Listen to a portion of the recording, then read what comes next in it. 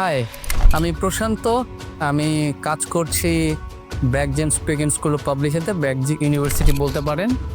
আর আমি চালাচ্ছি Hunter C50 সেগমেন্টের বাইকটা। চমৎকার একটা বাইক। সত্যি কথা বলতে এটা একটা ইমোশনের জায়গা।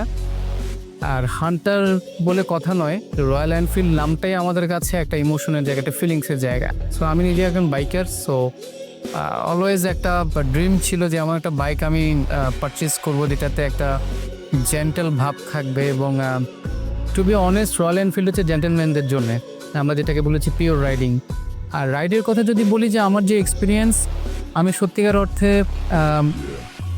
এই হান্টারটা চালানোর পর, হাতে নেওয়ার পর আমার কাছে জিনিসটা ফার্স্ট মনে হলো যে মানে একটা কিছু আমি হাতে পেয়েছি যেটা আমাকে ফিল দেয়, যেটা আমাকে একদম ঠিক বুকের গভীরে গিয়ে লাগে। যখন ধাক ধাক ধাক ধাক আওয়াজটা হয়, সেই আওয়াজটা আসলে একটা ফিল তৈরি করে ফেলে।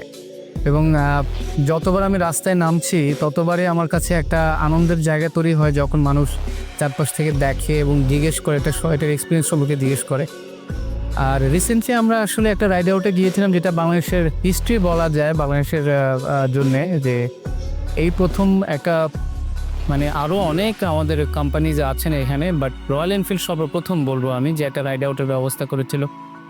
সেটা আমরা ছুটি রিসুটে গিয়েছি গাজীপুরে, এবং প্রথম রাইড আউট বলবো বাংলাদেশের হিস্ট্রিতে। আমার সৌভাগ্য ছিল যে আমি সাথে পার্টিসিপেট করতে পেরেছিলাম।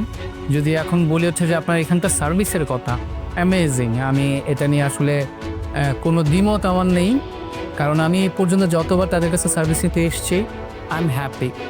এই কোম্পানির যারা কাজ করছেন তারাই এটা আসলে বুঝবেন যে রয়্যাল এনফিল্ডের প্রবলেমটা কোথায়, কীভাবে এটা সলভ করা যাবে। যেটা আসলে আমরা যে ছোটোখাটো বিভিন্ন শপে চলে যাই বা বিভিন্ন টেকনিশিয়ানের কাছে চলে যাই, এটা এরা হ্যান্ডেল করতে পারবে না আমার মনে হয়। হ্যাঁ, হয়তো একটা সময় গিয়ে পারলেও পারতে পারে, বাট মনে হয় না যে আগামী 1-2 বছরের মধ্যে এটা এত তাড়াতাড়ি সম্ভব হবে।